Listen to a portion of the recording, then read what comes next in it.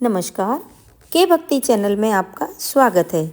आज हम आपको सुनाने जा रहे हैं सकट चौथ व्रत कथा, जिसे संकट चतुर्थी व्रत कथा भी कहते हैं।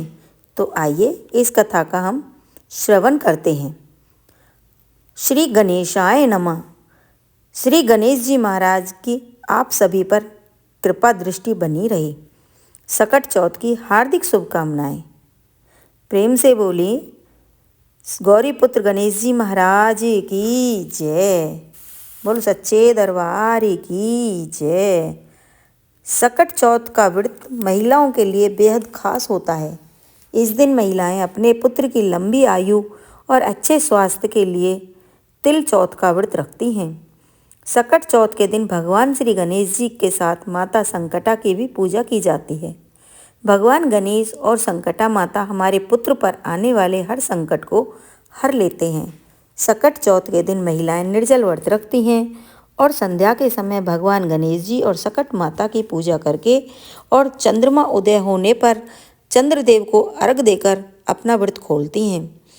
जितना ही इस माघ संकट चतुर्थी के दिन व्रत रखना जरूरी है, उतना ही इस कथा को सुनना भी बेहद जरूरी होता है, क्योंकि कथा के बिना व्रत अधूरा माना जाता है।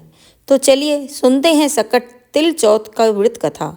तो प्रेम से बोलिए गौरी पुत्र गणेश जी महाराज की जय।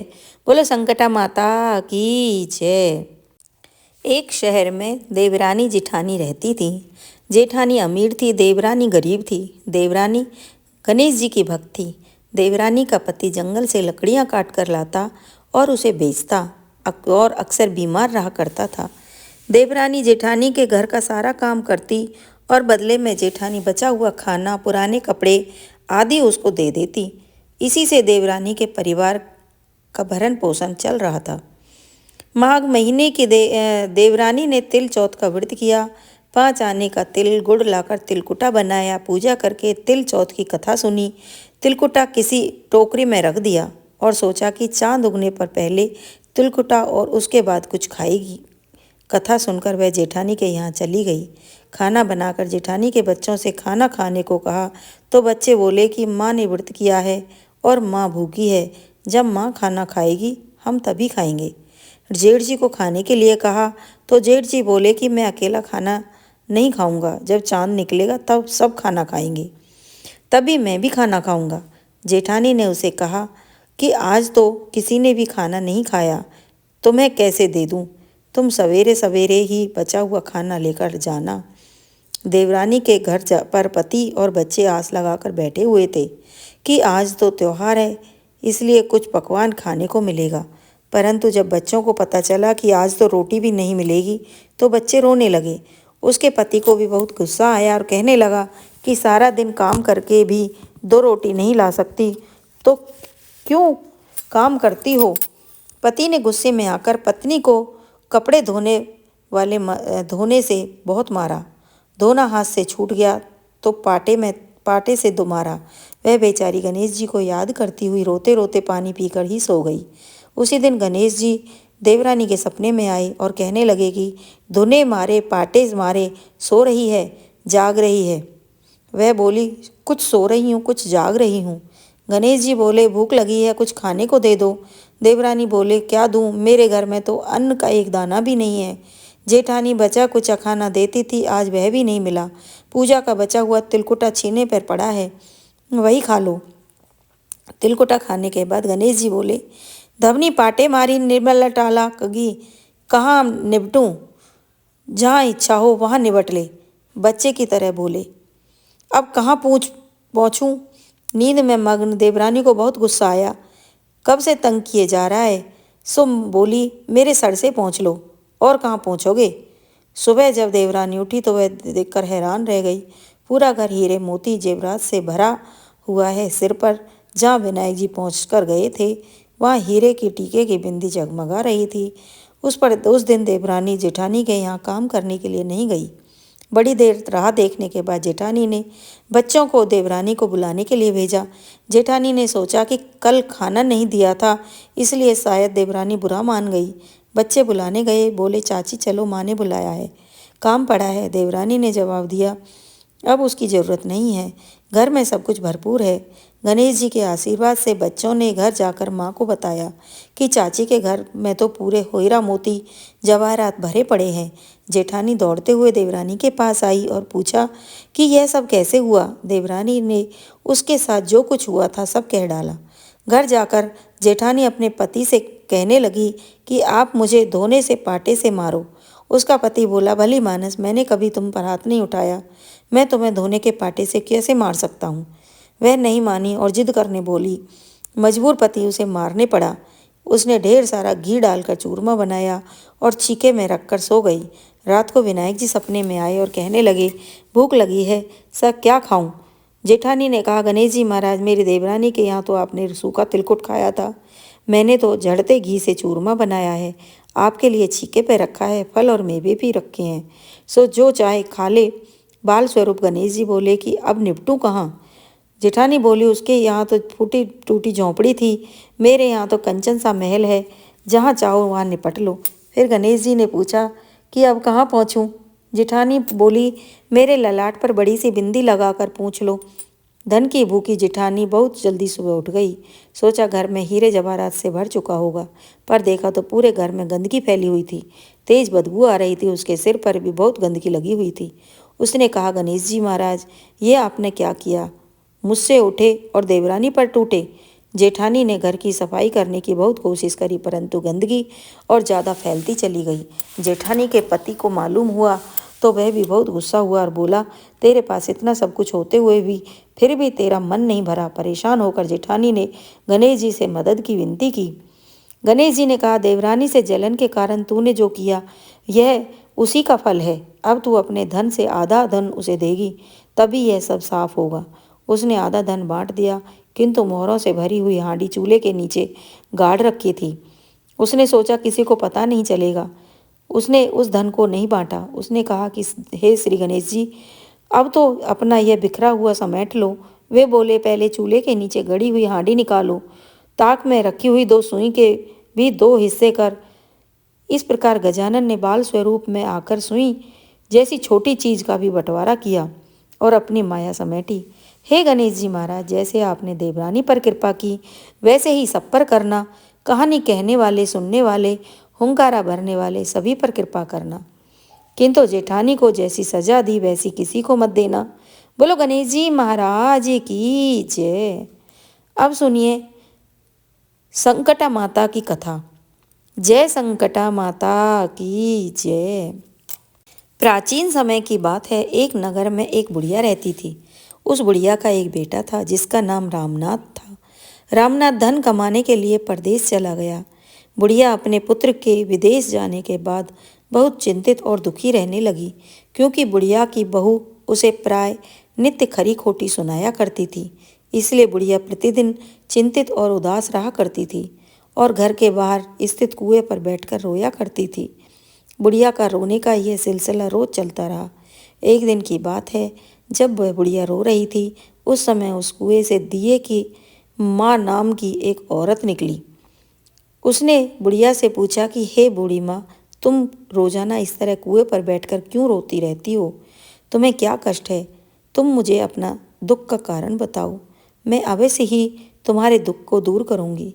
उस स्त्री का प्रश्न सुनकर बुढ़िया ने कोई जवाब नहीं दिया और वैसे ही रोती रही। दिए की माँ बार बार बुढ़िया से यही सवाल करती रही। उसकी इस प्रकार बार बार पूछने पर बुढ़िया झुझरा से कर बोली कि तुम मुझसे ऐसा क्यों पूछ रही हो? क्या तुम सचमुच मेरा दुख जानकर उसे दुख दूर कर दोगी? बुढ़िया की बात सुनकर दिए की माँ ने कहा कि तुम मुझे अपना दुख निसंकोच बताओ, तब हो सकता है मैं तुम्हारी कोई सहायता करूं। तब बुढ़िया ने दिए की माँ से कहा कि मेरा बेटा धन कमाने के लिए परदेश चला गया है और उसके जाने के बाद मेरी बहू मुझे बहुत ही सताती है, हर वक्त मुझसे भला बुरा कहती है।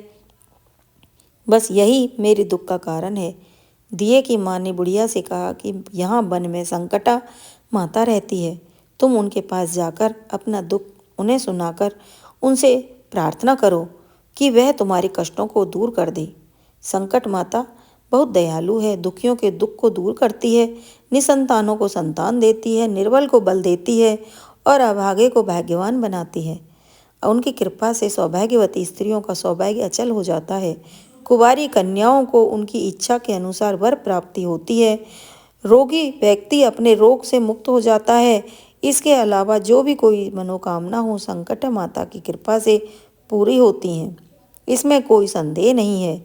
बुढ़िया ने जब दिए की माता की ऐसी बातें सुनी तो वह वन में संकटा माता के पास जाकर उनके पैरों में गिरकर जोर जोर से विलाप करने लगी। संकटा माता ने बड़े ही प्यार से बुढ़िया से पूछा कि बुढ़िया, तुम किस कारण इतना दुखी होकर रो रही हो। बुढ़िया ने कहा कि हे माता, आपसे तो कुछ भी छिपा हुआ नहीं है, आप तो सब कुछ जानती हो, अतः आप मेरी दुख को दूर करने की आश्वासन दें तो मैं आपको अपना दुख बताऊंगी। तब संकटा माता ने कहा कि हे बुढ़िया, तुम मुझे अपना दुख अवश्य बताओ, क्योंकि दुखियों का दुख दूर करना मेरा काम है। मैं निश्चय ही तुम्हारे कष्टों को दूर करने का प्रयत्न करूंगी। संकटा माता के ऐसा कहने पर बुढ़िया ने कहा कि हे माता, मेरा बेटा धन कमाने के लिए परदेश चला गया है। उसके जाने के बाद मेरी बहू मुझे बहुत जलीकटी सुनाती है। उसकी बातें मुझसे सहन नहीं होती। बस इसी कारण परेशान होकर मैं बार बार रोया करती हूँ। बुढ़िया के दुख को जानकर संकटा माता ने उससे कहा कि हे बुढ़िया, तुम घर जाओ और जाकर मेरे लिए मनौती मांगकर मेरी पूजा करो। इससे तुम्हारा बेटा सकुशल वापस आ जाएगा। मेरी पूजा के दिन सुहागन औरतों को निमंत्रण कर उन्हें भोजन कराना। ऐसा करने से तुम्हारा बेटा अवश्य ही तुम्हारे पास आ जाएगा। संकटा माता के कहने के अनुसार उस बुढ़िया ने मनौती मानकर पूजा की, सुहागन औरतों को भोजन के लिए आमंत्रित किया। पर जब बुढ़िया ने स्त्रियों को के लिए लड्डू बनाने शुरू किए तो उसे 7 की जगह 8 लड्डू बन गए। बुढ़िया ने सोचा कि कहीं मुझसे गिनती में कोई गलती हो गई है। उसने फिर से लड्डू गिने, लेकिन लड्डू 8 ही थे। तब बुढ़िया असमंजस में पड़ गई। अपने आप 8 लड्डू बन जाने के क्या कारण है। उसी समय संकटा माता एक बुढ़िया की औरत वेश में धारण करके बुढ़िया के सामने प्रकट हो गई और फिर बुढ़िया से पूछा, क्योंकि बुढ़िया, आज तुम्हारे घर कोई उत्सव है क्या। यह सुनकर बुढ़िया बोली कि आज मैंने संकटा माता की पूजा की है और सुहागन औरतों को भोजन के लिए आमंत्रित किया है, परंतु जब गिनकर 7 ही लड्डू बनाती हूँ तो वे 8 कैसे बन जाते हैं। इसी वजह से मैं चिंता में पड़ गई हूँ कि कहीं मुझसे कोई गलती तो नहीं हो रही। बुढ़िया की बात सुनकर संकटा ने कहा कि क्या तुमने किसी वृद्ध को भी आमंत्रित किया है क्या। तब बुढ़िया ने कहा कि मैंने किसी बुढ़िया को आमंत्रित नहीं किया है, लेकिन तुम कौन हो। संकटा माता ने कहा, मैं वृद्धा हूँ, तुम मुझे ही आमंत्रित कर लो। ऐसा सुनकर उस बुढ़िया ने वृद्धा का रूप धारण किए हुए संकटा माता को भोजन के लिए आमंत्रित कर लिया। उसके बाद बुढ़िया के घर सभी आमंत्रित सुहागन आ पहुंची। बुढ़िया ने सभी को आदर के साथ बुलाकर संकटा माता की पूजा करने के बाद लड्डू और अन्य मिठाइयों का भोजन कराया। इसे संकटा माता उस बुढ़िया पर बहुत ही प्रसन्न हुई। उसके बेटे के मन में अपनी माता से मिलने की इच्छा उत्पन्न हुई और वह अपने घर वापस जाने के लिए चल पड़ा। कुछ दिन बीतने पर बुढ़िया फिर से संकटा माता की पूजा करके सुहागनों को भोजन करा रही थी। तभी किसी ने उसे अपने बेटे की आने की खबर दी, लेकिन वह बुढ़िया अपने काम में लगी हो रही और उसने कहा कि लड़के को बैठने दो, मैं सुहागनों को जिमाकर अभी आती हूँ। जब लड़के की पत्नी अपने पति को घर आने का समाचार सुना तो वह उसी समय अपने पति के स्वागत के लिए घर से निकल पड़ी। लड़के ने अपनी पत्नी को देखकर सोचा कि वह मुझसे कितना प्रेम करती है, जो मेरे आने की खबर पाते ही मुझसे मिलने के लिए आ गई। परंतु मेरी माँ को मुझसे जरा भी प्यार नहीं है, जो मेरी माँ मेरे आने की खबर पाकर भी मुझसे मिलने के लिए नहीं आई। जब पूजा समाप्त हुई और सभी सुहागिन भोजन करके अपने घर वापस लौट गईं तो बुढ़िया अपने बेटे से मिलने के लिए उनके पास पहुंची। लड़के ने पूछा, माँ अब तक कहाँ थी। बुढ़िया ने कहा कि बेटा, मैंने तुम्हारी कुशलता के लिए संकटा माता से मनौती मांगी थी, उसी को पूरा करने के लिए सुहाग ने आमंत्रित की थी, उन्हीं को भोजन करा रही थी। संकटा माता की कृपा से लड़के का मन अपनी पत्नी से हट गया और उसी समय अपनी माँ से कहा कि माँ, या तो ये यहाँ रहेगी या मैं रहूँगा। बुढ़िया ने कहा, बेटा, मैंने तुम्हें बहुत कठिन सी तपस्या से पाया है, इसलिए मैं तुम्हें नहीं छोड़ सकती। इसलिए चाहे बहू का त्याग भी करना पड़े, मैं कर सकती हूँ। अंत में लड़के ने अपनी पत्नी को घर से निकाल दिया और बुढ़िया की बहू जब घर से निकली तब बहुत दुखी होकर पीपल के पेड़ के नीचे बैठकर रोने लगी। उस राज्य का राजा तभी उधर से गुजर रहा था। उसे रोता हुआ देखा तो उसके पास जाकर पूछने लगा कि तुम कौन हो और इस तरह क्यों रो रही हो। तब उसने अपनी सारी व्यथा राजा को कह सुनाई। राजा ने कहा, आज से तुम मेरी धर्म की बहन हो। तुम मेरे साथ चलो, मैं तुम्हारे सभी कष्टों को दूर करने का प्रयत्न करूंगा। यह कहकर राजा बुढ़िया की बहू को अपने साथ महल में ले गया। महल में पहुंचकर राजा ने अपनी पत्नी को उस स्त्री की सारी व्यथा सुनाई और कहा कि आज से यह मेरी धर्म बहन है और यह हमारे साथ महल में ही रहेगी। इसको किसी भी प्रकार का कोई कष्ट नहीं होना चाहिए। राजा के यहाँ रहते हुए कुछ दिन बीतने पर बुढ़िया की बहू ने भी धर्म से प्रेरित होकर संकटा माता का व्रत शुरू किया। फिर एक दिन सुहागनें खिलाने के लिए आमंत्रित की तो उसने रानी को भी आमंत्रित किया और सभी सुहागनें भोजन करने लगीं। तो रानी ने कहा कि मुझे तो रबड़ी मलाई और स्वादिष्ट भोजन ही हजम होते हैं, यह पत्थर के समान लड्डू कैसे हजम होंगे।